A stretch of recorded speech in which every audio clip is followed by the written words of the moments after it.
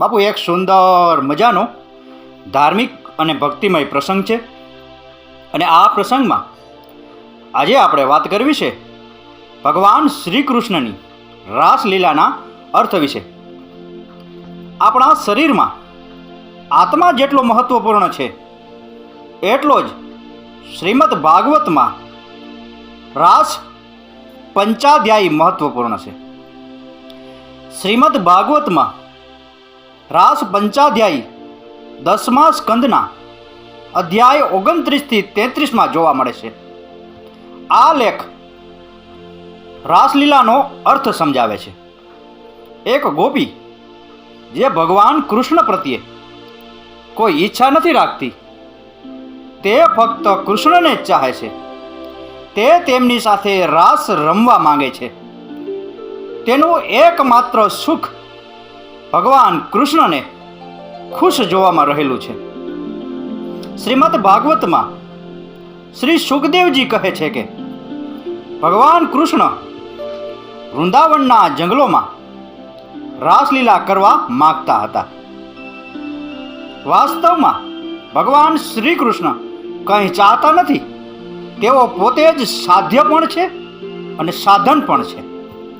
રાસ એટલે શું?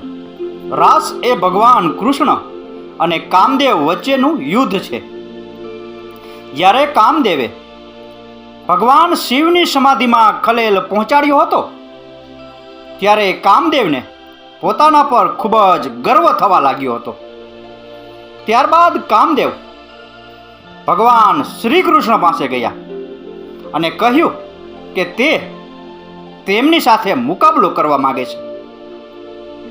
ભગવાન આ માટે સંમત થયા, પરંતુ કામદેવે આ મુકાબલા માટે ભગવાન સમક્ષ એક શરત પણ મૂકી. કામદેવે કહ્યું કે આ માટે તેને આસો મહિનાની પૂર્ણિમાના દિવસે આકાશી અપ્સરાઓ જેવી સુંદર ગોપીઓ સાથે વૃંદાવનના સુંદર જંગલોમાં આવવું પડશે. ભગવાન શ્રી કૃષ્ણ પણ આ માટે સંમત થયા. કામદેવે કહ્યું કે તેના માટે અનુકૂળ વાતાવરણ ઈચ્છે છે અને તેના પિતાનું મન ત્યાં ન હોય. પછી જ્યારે શરદ પૂર્ણિમાની નિયત રાત્રિ આવી ત્યારે ભગવાન શ્રી કૃષ્ણએ તેમની વાંસળી વગાડી. આ મધુર સૂર સાંભળીને ગોપીઓ પોતાના હોશ ગુમાવી દીધા. ભગવાન શ્રી કૃષ્ણે તેમના હૃદયને મોહિત કરી દીધા. તેમના મનમાં કામનો ભાવ જાગ્યો, પરંતુ આ કામ ભાવ કોઈ વાસના નહોતી. આ તો ગોપીઓના મનમાં ભગવાન શ્રી કૃષ્ણને પામવાની ઈચ્છા હતી. સામાન્ય રીતે કામ, ક્રોધ, મદ, મોહ અને ભય સારો ભાવ નથી માનવામાં આવતો, પરંતુ ભગવાને કોઈનું મન મોહી લીધું હોય તો આ ભાવ, આ લાગણીઓ ફાયદાકારક હોઈ શકે છે. ઉદાહરણ તરીકે, જો કોઈ વ્યક્તિના મનમાં ભગવાન શ્રી કૃષ્ણ પ્રત્યે ગુસ્સો હોય અને તે ભગવાન શ્રી કૃષ્ણ સાથે પણ યુદ્ધ કરે તો તેને પણ આખરે મુક્તિ પ્રાપ્ત થાય છે.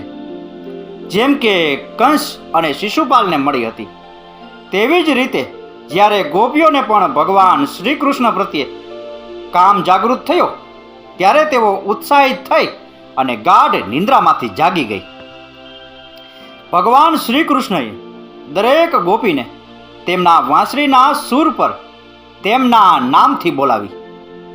દરેક ગોપીઓએ એવું માની લીધું હતું કે તેણે ભગવાન શ્રી કૃષ્ણને મોહિત કર્યા છે. બધી ગોપીઓ કોઈને કહ્યા વિના ઘરેથી વન તરફ નીકળી ગઈ. જોકે કોઈ પણ ગોપી રાત્રે એકલી જંગલમાં જઈ શકે એમ ન હતી. સ્ત્રી ઘણી મર્યાદાઓથી બંધાયેલી હોય છે, પરંતુ ગોપીઓના હૃદયમાં રહેલા પ્રેમે તેને ડર હોવા છતાં હિંમત આપી. જ્યાં ભય અને સ્વાર્થ સાથે રહે છે ત્યાં આવી લાગણીઓને વાસના કહેવામાં આવે છે.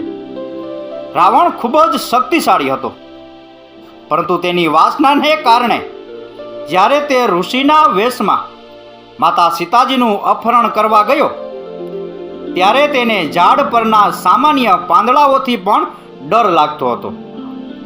કાગભૂષણડી ગરુડને કહે છે, હે ગરુડ, ખોટા માર્ગે માણસ પોતાની બુદ્ધિ અને શક્તિ ગુમાવે છે.